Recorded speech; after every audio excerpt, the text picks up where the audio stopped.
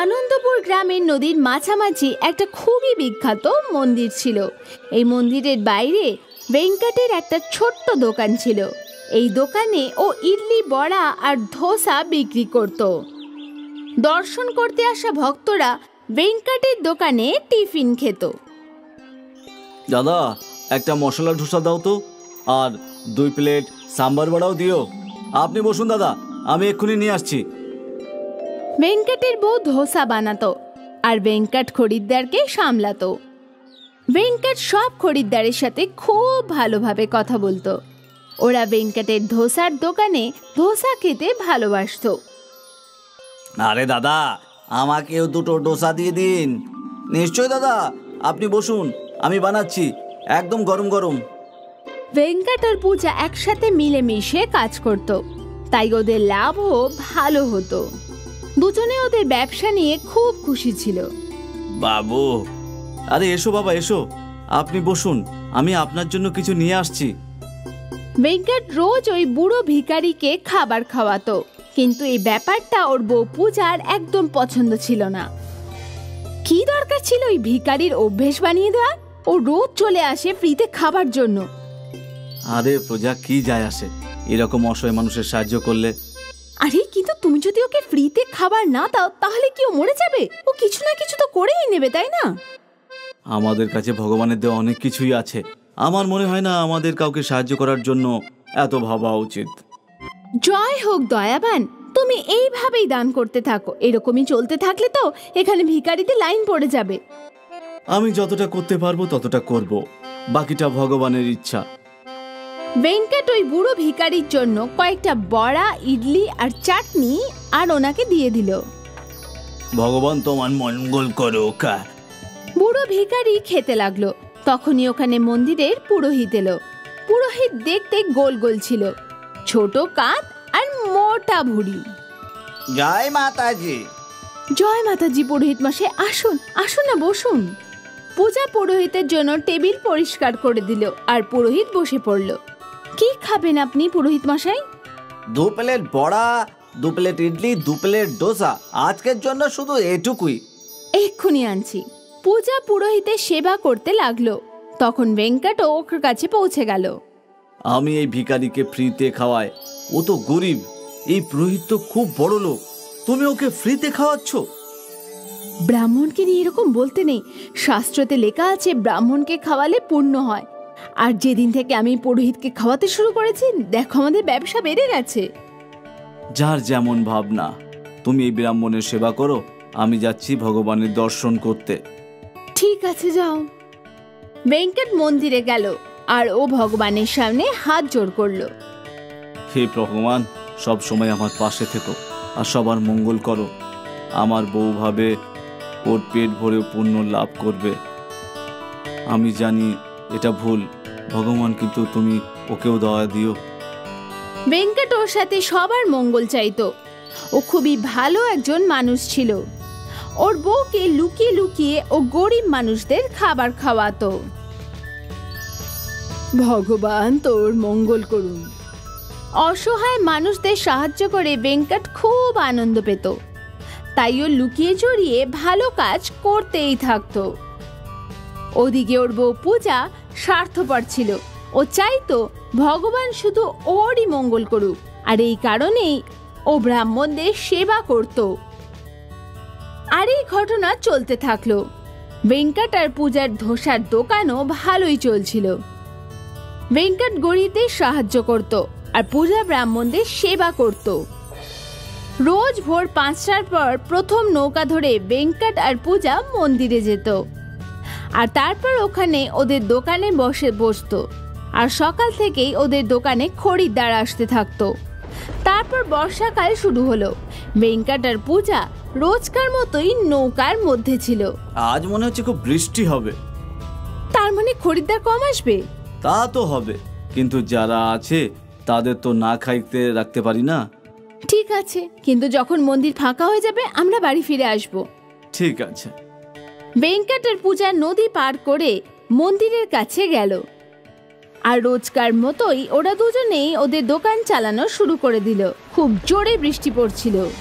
আমারও মনে হচ্ছে না আজকে বিশেষ কোনো খরিদ্দার আসবে। দেখা যাক। আর তখনই 2-3 জন ওদের দোকানে এলো। আসুন আসুন দাদা, আসুন বসুন। আমাদের 3 প্লেট ইডলি আর 2 প্লেট বড়া দিয়ে দাও। হ্যাঁ হ্যাঁ, এক্ষুনি আনছি। পূজা ইডলি বড়া বানালো আর ভেঙ্কট খরিদ্দারদের দিয়ে দিল। খরিদ্দাররা খেতে শুরু করলো। ওদের সবার খাওয়া শেষ হয়ে গেল, কিন্তু তাও বৃষ্টি থামলো না। মনে হচ্ছে না আজ আর বৃষ্টি থামবে। হ্যাঁ, বৃষ্টির জন্য মন্দিরে দর্শনার্থীও কম আছে। ওই লোকটা ভেঙ্কটকে টাকা দিয়ে দিল। আমরা কিছুক্ষণ এখানে অপেক্ষা করব, বৃষ্টি থামলেই চলে যাব। হ্যাঁ হ্যাঁ, নিশ্চয়ই। ওরা অনেকক্ষণ পর্যন্ত অপেক্ষা করলো, কিন্তু বৃষ্টি থামলো না। তারপর ওরা ভিজে নদী অবধি গেল। নদীর ভয়ঙ্কর রূপ দেখে ওরা অবাক হয়ে গেল। নদীতে একটাও নৌকা ছিল না, আর নদীর জলের স্তর বেড়েই চলছিল। ওরা দৌড়াতে দৌড়াতে ভেঙ্কটের কাছে এলো আর ওকে এসব বলল। এই বন্যা আমাদের সবাইকে ডুবিয়ে দেবে, আমাদের মধ্যে কেউ বাঁচবে না। তখনই ওদের কাছে ওই বুড়ো ভিখারি এলো।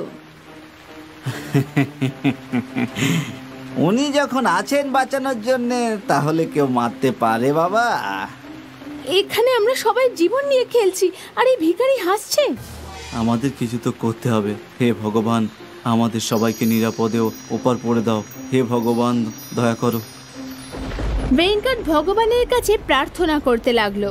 তখনই ওই বুড়ো ভিখারি সামনে রাখা একটা ধোসার প্লেট তুলে নিল।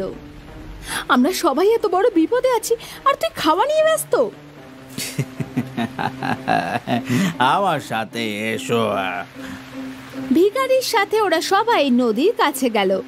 ভিখারি ওই ধোসার প্লেট মাটিতে রেখে দিল আর ওনার চোখ বন্ধ করে দিল। আর জাদু দিয়ে ওই ধোসার আকার বাড়তে লাগলো। ধোসার আকার এত বেড়ে গেল যেন কোনো বড় নৌকা। ওখানে দাঁড়ানো সবাই চমকে গেল। এটা জাদুর বিশাল ধোসার নৌকা, সহজেই নদী পার করিয়ে দেবে। তোমরা বসে পড়ো এতে। সবাই নৌকাতে বসে পড়লো, শুধুই ভিখারি ছাড়া। আপনিও আসুন না। না বাবু, আমাকে উনি বাঁচাবেন, তোমরা সবাই যাও। ভিখারি ইশারা করা মাত্রই বিশাল ধোসা নৌকা নদীতে চলতে লাগলো। জলের বড় বড় ঢেউয়ের কোনো প্রভাব ওই নৌকাতে ছিল না। ভিতরে বসা সবাই সুরক্ষিত ছিল। ওরা সবাই ওপারে পৌঁছে গেল। সবাই ভগবানকে ধন্যবাদ জানালো। আর ওরা নামা মাত্রই বিশাল ধোসার নৌকা জলে ডুবে গেল। আজ ভেঙ্কটের সাথে বাকি সবাই একই জাদু দেখলো, বিশাল ধোসা নৌকার জাদু। হয়তো এই ভেক্টরের ভালো মানুষদের জন্যই ওকে জাদুই বিশাল ধোসা নৌকা বাঁচাতে এসেছিল। রামু আন্না কর্ণাটক থেকে মুম্বাই শহরে কাজ করার জন্য চলে আসে, কিন্তু বেশি পড়াশোনা না জানার কারণে উনি কোথাও কাজ পান না, আর উনি খুবই অসুবিধায় পড়ে যান। আরে শুধু শুধু এত বড় একটা শহরে চলে এসেছি, ওখানেই কোনো একটা কাজ খুঁজে নিতাম। এই দুয়ারে দুয়ারে ঘোরার থেকে তো আমরা কিছুই পাবো না, এই কথাটা মনে রেখো সব সময়। তুমি ধৈর্য রাখো, কোনো না কোনো কাজ নিশ্চয়ই পেয়ে যাবে। আমার মতন অশিক্ষিত লোককে কে কাজ দেবে? এই শহরে শুধু পড়াশোনা লোকেরাই থাকতে পারে, আমার মতন অশিক্ষিত লোকদের জন্য কোনো কাজ নেই। আমার খুবই চিন্তা হচ্ছে, আমি তো কিছুই বুঝতে পারছি না যে কি করব আর কি করব না। যদি এইভাবেই চলতে থাকে তাহলে আমাদের আবার গ্রামে ফিরতে হবে। যদি কোনো চাকরি না পাও তাহলে আমরা নিজেদেরই কোনো একটা কাজ শুরু করে দেব। কিন্তু আমরা কি শুরু করব? আমাদের কাছে তো অত পয়সাও নেই যে নিজেদের কোনো ব্যবসা করতে পারবো। তোমার গয়না বিক্রি করেই তো আমরা এখানে এসেছি। খুব ভালো হতো যদি আমার দাদু বাবার কাছে বেশি টাকা পয়সা জমি থাকতো, বুঝেছো? হায় ঈশ্বর, এ কেমন পরীক্ষা নিচ্ছ? আমরা একটা গাড়ি লাগিয়ে ডোসা বিক্রি করার কাজ শুরু করতে পারি, তাতে বেশি টাকা পয়সারও দরকার পড়বে না। হ্যাঁ, এটা ঠিকই বলেছো তুমি। এই কাজে না টাকা পয়সা লাগবে আর না পড়াশোনা লাগবে। চলো আজ থেকেই শুরু করে দিই। তাড়াতাড়ি শ্রী গণেশের নাম নিয়ে আমাদের ব্যবসাটা শুরু করে দিই, কি বলো? রামু আন্না আর ওনার স্ত্রী সুমিতা বাজারের একটা কোণে ঠেলা গাড়ি লাগায় আর ডোসা বানাতে শুরু করে দেয়। চলে আসুন দাদা বৌদি, গরম গরম ডোসা খেয়ে যান। সুনিতার আওয়াজ শুনে কয়েকজন কাস্টমার ওদের সামনে চলে আসে আর ডোসা বানানোর জন্য বলে দেয়। নতুন গাড়ি লাগিয়েছেন নাকি আপনি? হ্যাঁ হ্যাঁ, আজই লাগিয়েছি। কত করে একটা ডোসা? আজ প্রথম দিন তো, তাই আজ আমরা কারোর থেকে টাকা নেব না। ব্যাস আপনি ডোসা খান আর বলুন কেমন হয়েছে। রামু আন্না গ্রাহকদের ডোসা বানিয়ে দেয় আর গ্রাহকেরা খুব আনন্দের সাথে ডোসা খায় আর খুব ভালোও লাগে তাদের ডোসা। আপনার বানানো ডোসা তো খুবই স্বাদের। আপনার তো কোনো বড় হোটেলে যাওয়া উচিত। আগে না না না, আমার কাছে এই ঠেলাটাই যথেষ্ট। যদি আমার ডোসা আপনার ভালো লাগে তাহলে সবসময় আমার এখানে এসে খাবেন। আপনিও খান আর আপনাদের বাচ্চাদেরও খাওয়ান।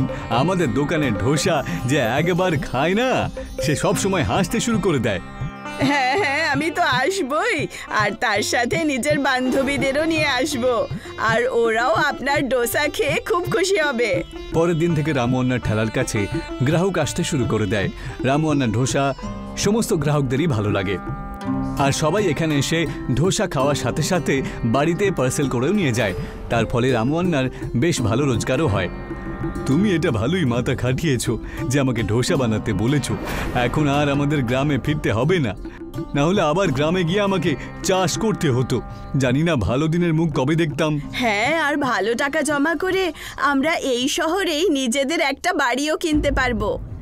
কে জানে ওই শয়তান লোকটার হাতে কি জাদু আছে যে আমার গ্রাহকরা হোটেলের ডোসা ছেড়ে দিয়ে ও ঠেলাগাড়ির কাছে যাচ্ছে। তাড়াতাড়ি কিছু একটা করতে হবে, না হলে এই শয়তান লোকটা আমার সমস্ত গ্রাহককে নিয়ে পালিয়ে যাবে। হোটেল মালিক রামু আন্নার ঠেলাগাড়ি বন্ধ করার কিছু একটা উপায় ভাবে। ওদিকে রামু আন্নার ঠেলার কাছে এত ভিড় চলে আসে যে রামু আন্নার ডোসা বানানো তৈরি করা সমস্ত জিনিস শেষ হয়ে যায়। আজকে আমাকে ক্ষমা করে দিন বন্ধুরা, আজকে আমি আপনাদেরকে আর ডোসা খাওয়াতে পারবো না। আমার দোকানে সমস্ত জিনিস শেষ হয়ে গেছে, কিন্তু কাল থেকে আমি আরো বেশি জিনিস নিয়ে চলে আসবো যাতে রাত পর্যন্ত জিনিস শেষ না হয়। আর আজকে যারা না খেয়ে যাচ্ছে কালকে আমি বেশি করে সাম্বার আর চাটনি দেব। আমি বলতে চাইছি যে যে খেতে পেল না আজকে তাকে।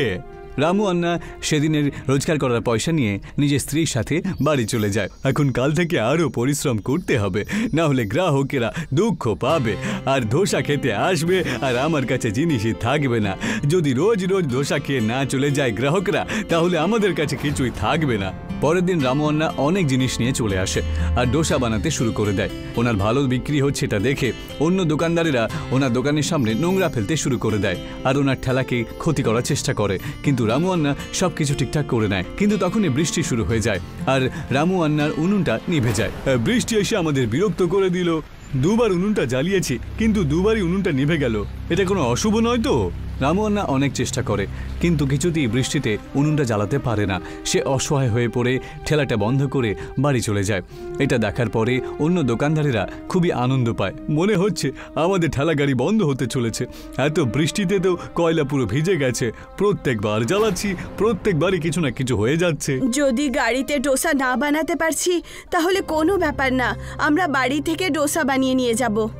পরের দিন থেকে রামু আন্না বাড়ি থেকেই ডোসা বানিয়ে নিয়ে যায়, কিন্তু রাস্তায় যেতে যেতে সেগুলো ঠান্ডা হয়ে যায় আর বৃষ্টিতে ভিজে যাওয়ার কারণে নরম হয়ে যায়। সেই জন্য গ্রাহকদের ওই ডোসা ভালো লাগে না আর সমস্ত গ্রাহক ডোসা না খেয়েই চলে যায়। আরে এটা ডোসা নাকি ফুচকা? পুরো জলে ভিজে গেছে, এরকম ডোসা খাবো না আমরা। এইভাবে গ্রাহকদের চলে যেতে দেখে রামু আন্না খুবই দুঃখ পায়।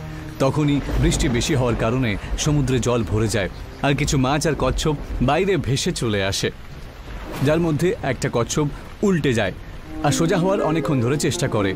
রামু আন্না বন্যায় ডুবে যাওয়ার ভয় না পেয়ে জলে নেমে যায় আর ওই কচ্ছপটাকে সোজা করে দেয়। তোমাকে তো খুবই চিন্তিত মনে হচ্ছে, আমি তোমার চিন্তা দূর করতে পারি। আপনি কি এই বৃষ্টি হওয়া থেকে একটু থামাতে পারবে না?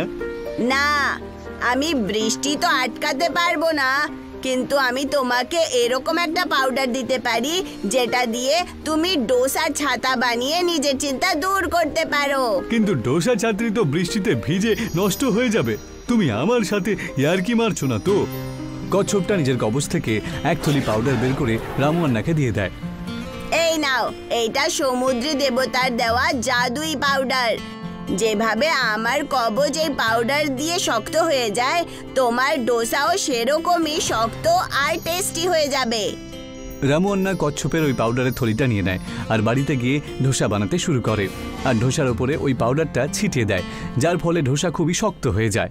সুনিতা ওই ধোসাগুলোকে সেলাই করে ছাতা বানায় আর তার উপরে কাঠের হ্যান্ডেল তৈরি করে দেয়। এখন রামু আন্না ধোসার ছাতা বানিয়ে ঠেলা গাড়ি নিয়ে যায়। এসো এসো দাদা, ধোসা খাও আর ছাতা উপহার নিয়ে যান বাবু। আরে দাদা, এটা কিরকম অফার আপনার? আমাকেও একটু বলুন। আমি বলছি, দেখুন, যদি আপনি একটা ডোসা খান তাহলে একটা ডোসা ছাতা আপনি পাবেন।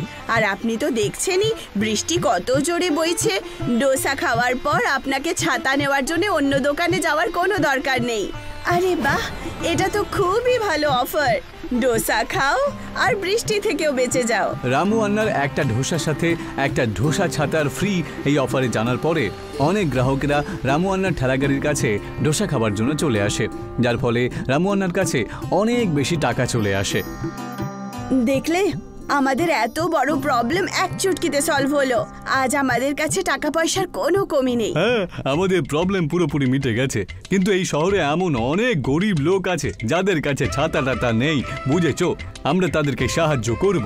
এখন থেকে আমি এটা ঠিক করছি যে যেখানেই কোনো গরিব বা কেউ ক্ষুধার্ত থাকবে, আমি আমার ধোসা তাদেরকে ফ্রিতে খাওয়াবো আর কাউকে খালি পেটে ঘুমোতে দেব না। রামু আন্না আর তার স্ত্রী অনেক ধোসা ছাতা তৈরি করে আর শহরের গরিবদের কাছে গিয়ে সেগুলো ভাগ করে দিয়ে দেয়। খুব তাড়াতাড়ি পুরো শহরে ধোসা ছাতাওয়ালা নামে বিখ্যাত হয়ে যায়।